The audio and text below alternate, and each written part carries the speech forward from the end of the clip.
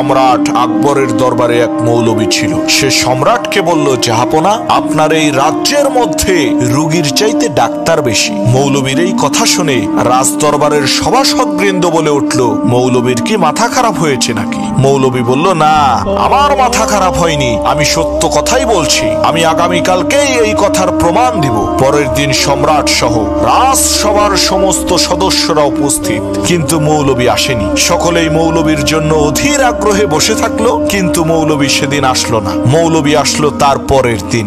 সকলেই জিজ্ঞেস করলো, কি ব্যাপার, গতকালকে আপনি আসলেন না কেন?